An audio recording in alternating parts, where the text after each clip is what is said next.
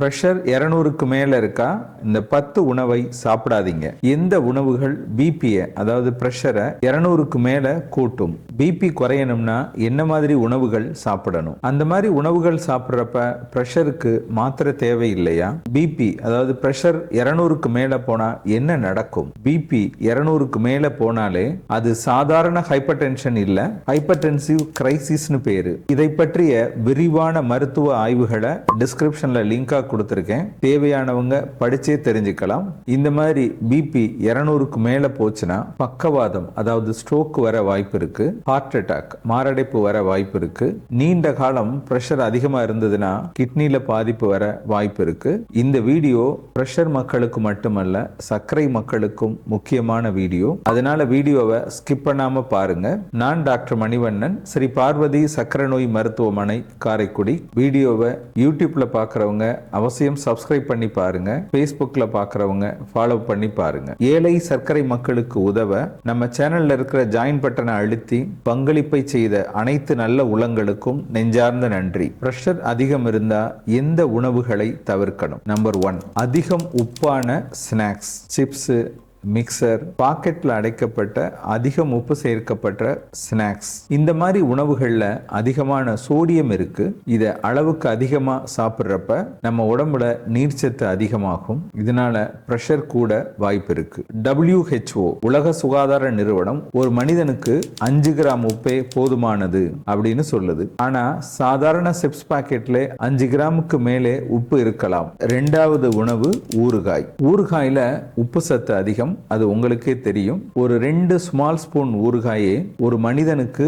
ஒரு நாளைக்கு தேவையான உப்பை கொடுத்துரும். அதனாலதான் சொல்றோம், பிரஷர் இருக்கிறவங்க ஊறுகாய் சாப்பிட வேண்டாம். 3வது உணவு இன்ஸ்டன்ட் நூடுல்ஸ். இதுலயும் அதிகமான சோடியம் இருக்கு. பிபி இருக்கிறவங்க இதை தவிர்க்கிறது நல்லது. சர்க்கரை மக்கள், பிரஷர் மக்கள் என்ன சாப்பிடலாம், என்ன சாப்பிடக்கூடாது அப்படிங்கறத பத்தி என்னுடைய 35 வருஷ அனுபவத்தை தொகுத்து நோய்களின் தாய் அப்படின்ற பெயர்ல ஒரு புத்தகம் எழுதியிருக்கிறேன். இந்த புத்தகம் உங்களுக்கு வேணும்னா இந்த டிஸ்பிளேல தெரிகிற நம்பருக்கு ஃபோன் பண்ணியோ அல்லது வாட்ஸ்அப்ல புக் வேணும் அப்படின்னு ஒரு மெசேஜ் போட்டோ கொரியர் மூலம் இந்த புத்தகத்தை பெற்றுக்கொள்ளலாம். தவிர்க்க வேண்டிய உணவுகள்ல 4வது அதிகமான காஃபி, டீ. நிறைய காஃபி குடிக்கிறப்ப இது டெம்பரவரியா பிரஷரை கூட்டும். ஏற்கனவே உங்களுக்கு பிபி இருந்தா ஒரு நாளைக்கு 2 அல்லது 3 காஃபியோட நிறுத்திடுங்க. தவிர்க்க வேண்டியதுல 5வது உணவு அதிகமா உப்பு சேர்க்கிற சாதம், குழம்பு. நமக்கு ஒரு பழக்கம் இருக்கு, சோத்துல உப்பு குறைஞ்சிட்டாலே உப்பு குறைஞ்சிருக்கு, இன்னும் கொஞ்சம் உப்பு போடுங்க அப்படின்ற ஒரு பழக்கம் இருக்கு. இது நல்லதில்ல. அதனால சாம்பார், ரசம், குழம்பு, கூட்டு இதுல எல்லாம் அதிகமா உப்பு சேர்த்து பழகாதீங்க. நம்ம குழந்தைகளுக்கும் ஒரு அரை உப்பா கொடுத்தே பழக்கிட்டு வாங்க. அறிவியல் என்ன சொல்லுதுன்னா, இந்த மாதிரி அதிகமான உப்பு சத்து வருஷ கணக்கா சாப்பிட்றப்ப நம்ம உடம்புல நீர்ச்சத்து அதிகமாகும், பிரஷர் கூடும். முக்கியமா தயிர் சாதம் சாப்பிட்றப்ப உப்பு போடாம சாப்பிட்டு பழகலாம். 6வது உணவு அப்பளம் மற்றும் வறுவல். அப்பளம்னாலே உப்பு தான். அப்பளத்தை நல்லா பொரிக்கிறப்ப உப்பும் இருக்கும், ஆயிலும் இருக்கும். இது ரெண்டுமே பிரஷர் பேஷண்ட்டுக்கு நல்லதில்லை. உங்களுக்கு பிரஷர் இருக்கா? கடைசியா எப்ப பிரஷர் பாத்தீங்க? கட்டுப்பாட்டுல இருக்கா? மாத்திரை சாப்பிட்றீங்களா அப்படின்னு கமெண்ட்ல சொல்லுங்க.